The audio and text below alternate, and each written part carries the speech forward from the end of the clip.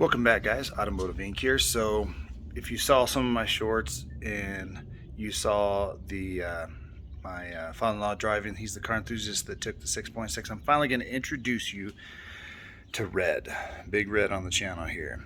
So as you guys know, my wife said if we got to 2,000, 2,500 subscribers, she would let me trade in her car. So we ended up getting rid of the Nissan Pathfinder. She got her own little car, and that set me up to buy another truck for the channel. Now, after a lot of people had voted and gave their 2 cents, the kind of the idea was they wanted a gasser to go against the General, which is the 7.3 Godzilla. So searching and searching, I couldn't find one the way I wanted to, so I can switch hitches quick. I needed the factory prep in the back of the truck. And I also wanted a couple other nuances. So it was really hard to find a 6.6 gas with the Allison, with the tow prep. But after looking and looking, I found a diesel, almost went that direction, and then this kind of fell out of the sky. So without further ado,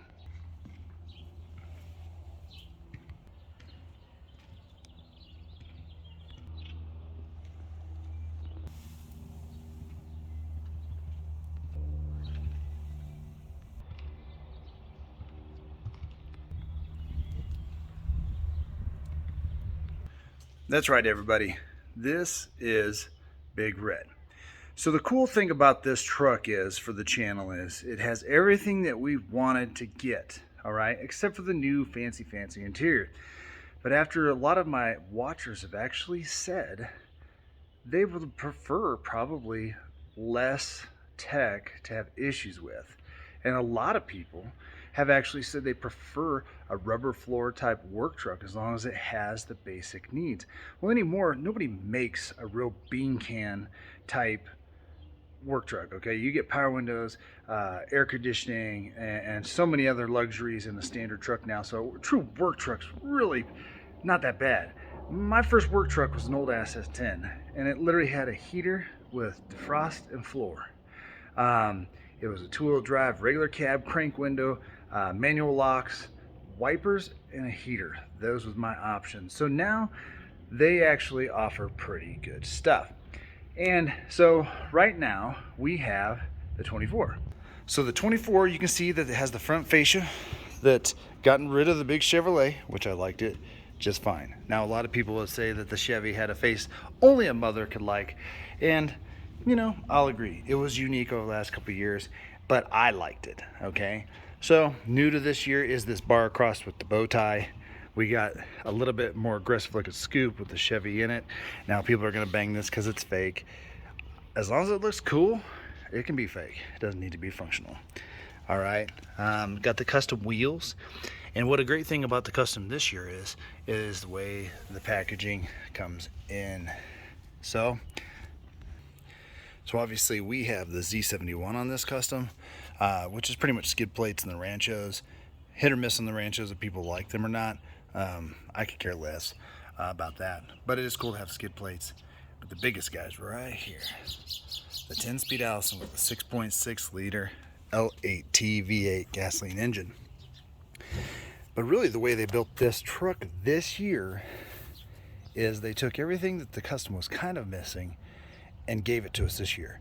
And bang for buck, you can't go wrong on this. This truck, compared to my XLT, other than having the keypad on the door and say heated seats, that'd be the biggest interior upgrade, because the interior of mine doesn't have push button start, but the 24 custom does. So they kind of listened to me in my mind. I think they read my mind when I was talking about safety tech and everything like that. But interesting enough, this truck has so much stuff. Let's go over and look at the window sticker. All right, guys, I know on the Ford we went over that one in redundancy, and I tried to find the window sticker on the diesel I drove the other day, but it was a $71,500 MSRP with the diesel. And I'm going to tell you what the differences was, but that was an SLE trim truck. And I'm going to tell you the things that was missing. if you haven't already, look down at the corner of your screen, hit that subscribe button, because if you're interested in a gas HD truck, you're going to want to subscribe and hit the notification bell, because we have a lot of good content coming up. When I told you guys I was going to seriously buy another truck for the channel, I was serious. I put my money where my mouth is, and I want to bring you guys along with the journey. Shout out to Auto Nation Chevrolet North up here in Denver, who sold me the truck. I bought vehicles from them before. This time, they actually gave me a discount off this price, which is almost unheard of. And it wasn't just me and my fabulous personality. It was what they were giving to everybody.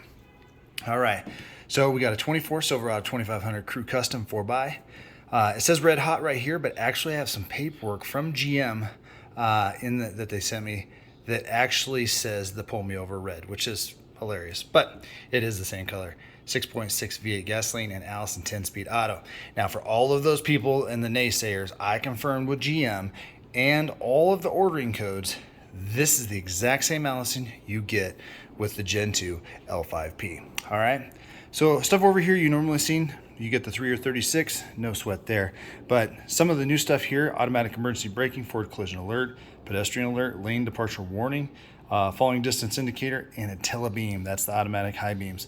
And you guys know that that is a huge thing for me. I love the automatic high beams. Now, some of these features were available last year, okay, but not on the custom trim to get all of this stuff. And believe it or not, some of these features were not on the SLE.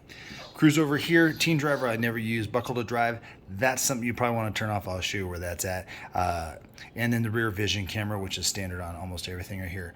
Performance mechanical, auto locking rear, electronic transfer case. It is just the regular one, not the 2-speed. All-terrain tires, which does have the good stuff, and then hitch guidance, which is no big deal. Blah blah blah about the 7-inch screen. So again, we in the 24 Custom and work truck, and in the GMC Pro and work truck, or base is what they call theirs, you get the 23 interior. However, you get it with a little bit more pizzazz and bang for buck. And I know somebody was saying this earlier, it's kind of hard to compare, but when you do order them, and I did it, LT trim level, LTZ trim level against an XLT. When we're going forward to Chevy, Chevy does come in better price point with more swag. All right, interior, we got the air conditioning, blah blah blah. It does have the 40-20-40 bench up front. All right, this is where it starts getting really good. So we got the convenience package for the custom. Remote vehicle start system. Didn't have that on my last custom key fob, which is interesting. So this right here is an optional package, but to get it, in the other one it was like a $250 or something like that, but you got so much more here. You got the theft system, 120 interior and exterior cargo bed power outlets. We'll show you those in a minute. Second row USB charge ports. So Chevy missed this one, and I missed it too until I got home, and I was like, man, they still didn't put charge points in the back of the custom. As part of this package, those are supposed to be in there. This truck is missing it, so they're going to correct that. Rear window defrogger. I don't care about the municipal power slider, but it is cool. 10-way power. Driver's seat LED. Cargo area lighting, easily power lock tailgate and release, which is cool. My XLT does not have a remote release on its packaging. Trailer brake controller. Here's a big one for me. This is what I want in every one of them, so I can flip-flop the hitch around. Gooseneck fifth wheel prep package, stand bed holes, the wire harness, and the Chevy Tech spray and bed liner. This year they did omit the bow tie, kind of a bummer, but whatever. Then you get right here the CX safety package. You get rear park assist. My old custom didn't have it, and that SLE Sierra did not have it. Now, granted, you can put a package on there, but bang for buck, this is coming in because the diesel motor option is like $9,500, give or take a few $100. But putting that into context, that truck would still be substantially more without the stuff. We got lanes change alert with side blind zone alert, which I like, and rear cross traffic alert. So it now tells you what direction that threat's coming from, especially when you're backing this out. Dark Essentials package, I would never pay this much for, although I do love the look of it. The black nameplates, they omitted that. These are dealer installed options. They did get the black bow ties, but they're ordering these. Now, cool on them because of the hassle. A Z71 typically gets those really cool, nice floor liners. They're going to put those in because the two faux pas between the charge outlets and that. But to even have the option here, this is a point of contention for the kiddos, the backseat passengers. They had no place to charge their stuff. So I'm glad it's here. Trailering mirrors heated, power adjustable, auto dimming. This SLE Sierra did not have that. They did have the turn indicators, but they did not have the rear spotter lamps, which I'll walk around and show you. Another thing I wanted but wasn't a deal breaker, multi-flex tailgate, because that truck is tall. Cool option is dual alternators. I don't need them, but it's cool that they ordered it. And then we have the Z71, which is the suspension, twin tube shocks, hill descent control, skid plates. Skid plates are probably the only thing that are ever going to come into play here, because I don't use any of these other things. And again, the shocks, for me, Rancho is Rancho. This one actually has the bed view camera. It's pretty sweet. This year it didn't. And then pretty much we kind of cruise down here. LED marker lamps. Somebody said those look hillbilly. I love them. Oh, and here's my $25 credit for not equipped with rear USB port. However, this is usually just a credit because there's a later retrofit, so maybe they were out of parts. So saw that, didn't see this. So 373 is our axle ratio with the 6.6 gas, 10,850 GVWR. And then we got the cool wheels. Again, cruise over here, we had 59,265. This is their addendum, so they added a window tint, which I would typically always do. Paint protection film, there's no way I'd pay $900 for the film where they put it, but whatever. They discounted the truck almost $5,000, so I'm cool with that. So if you take a look at the General and Big Red sitting next to each other, it appears that the Chevy is a little bit taller, and it is. It's about an inch taller. I think that has to do with the 20s. Versus the 18s on the Ford, but it looks substantially taller because the hood line is much taller. The truck does just feel bigger in general, and I've always thought that the Ford interiors felt very cavernous, but the interior of the Chevy feels even bigger. Matter of fact, when I put the seat all the way back, it is hard at 6'2" for me to reach the pedals and feel comfortable. So kudos on that. I didn't remember that from my custom. All right. Next thing we got here is your remote. Remote start on here, which is nice because Chevy does not give you very long on the actual like remote services. Ford gives it to you for free for life. Then you do have a remote release on the tailgate, and there is one on the dash, and then you have your lock and your unlock. Pretty good looking key fob in comparison. Chevy usually keeps them kind of rubbery. I like this plastic S. It seems to wear much better. All right, so as we walk around here, again, the Sierra did not have these spotter lamps or the front spotters. It did have the turn signal, which this has. We have our blind spot monitoring, which that one did have, but this is auto dimming. You can see the rib here in the mirror, which that one did not have. Again, I've talked about this a lot. I think the bed steps look better on the GM trucks than what Ford did, but hey, I'm just glad Ford added them, because if you don't get the tailgate step, it is a tall truck. So we're just going to start at the front here. So again, we have the old interior, which isn't bad, but in the custom trim, a lot more hard plastics. But the reason behind this is these are going to be a little bit more higher wear for guys, gals that are outdoor enthusiasts, work in certain trades where they might beat them up a little bit. This will be a little more resilient, poke resistant over, say, the leather and vinyl, but it's not bad still. Good storage on the doors. These Silverado door sill plates, those are something I've added. If you have any questions about those, you can get those in different colors and different designs. And I put them in here because until I get tubes or steps on it, which I'll get soon, this tends to get scratched up. This is $15 of insurance, so I don't have to sweat it. Again, the custom does get, you know, the actual power seat that's 10-way. It actually does tilt forward, aft, back is power, and then lumbar. The XLT4 doesn't get power back tilt. Odd, right? The Z71 mats are coming, but they do give you these standard ones, kind of bland. We have our electronic e-brake, standard stuff here, which I actually kind of like having them here on the Ford. There's some controls down here. I don't use any of these all that much, but some of the ones in the Ford are a little bit down, so if you had to look, I guess that might be something for somebody. These all just kind of run your lights on the exterior. Again, if you had the auto transfer case or the 2-speed, that would be up there. You only get one mode, Tahoe or normal. Auto high beams, love it, gotta have it. Simple composite steering wheel, so very similar to my Ford. All right, so we're going to get to the next thing people want to know. So we got 31, I think 31.95 in the General, 33.99, so a little bit more payload on this bad boy. We cruise down here to towing, and this is really where this truck with less horsepower than the General and less torque actually is set up to tow more. So we start here. My max payload is 33.99. My curb weight is 74.51, so this is a heavy truck. 16,000 pounds conventional. I'm at 14.2 on the Ford. Max tongue weight on the conventional tow is 1,600, so that is really good. And then gooseneck trailer weight is 18.4, so this would be your fifth wheel, your gooseneck. And then you get 27.60 when it comes to your max tongue weight for the gooseneck. So I love that Chevy puts this on here. It's much easier for the consumer to go in and do that. You can figure it out. Ram has a site that is backup that you can plug your VIN in, but I just like the way we put it right here because it makes vehicle shopping easier. All right, so I love the graphic here. Again, this system is very simple, but we do get push button start this year. I love that. Even though I have to take my key out of the ignition out of my pocket to unlock it, I'm okay with that. You can unlock it with the app too if you see fit, but that delay is there, okay? Now, pretty simple gauges here. Again, nothing changes. This isn't the other one, but I actually really enjoy the white and the red. I think it goes well with obviously a red truck, but it's just it has the information you want, guys.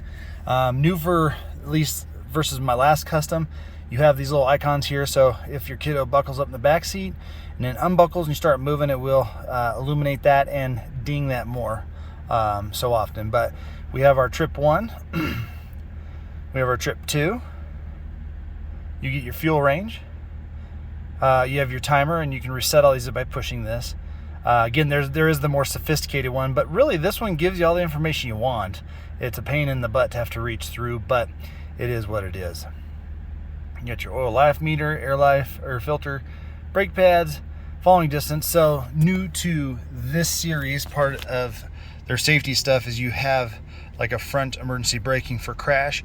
I like that. I mean, you can get in here and change all of that stuff. So didn't have that on my custom with the L5P. We cruise in here, and this is big for a lot of people. The Ford gives you a gauge with no number, so you kind of have to guess. But if you do have a digital display, it can give you a number, but this has it for this cheap trim level. You got your trailer brake, your engine hours, and then you can do your options, which is very minimal. But interesting enough, my brother-in-law's F-150 has a digital speedo. That's important to him. My XLT4 does not have that. Not important to me, but it's just odd. Chevy does have it in their options there. All right. So the stock stays the same even in the 24 with the new interior. We come up here and it's kind of cool. This truck actually had the bed view camera, which is very nice. Chevy's cameras are very good. This camera on this is not as good as this lower one, but this is about as good as my actual backup screen in the Ford.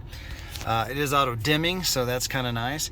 Cruise over here. I do like the actual feel of these buttons. I mean, they just have a nice haptic feeling, but that is your truck tailgate release. And then we have here your park assists. So that's your sonar. And then we have our lane departure stuff, downhill descent, traction control, trailer brake right here, our charge ports here and here.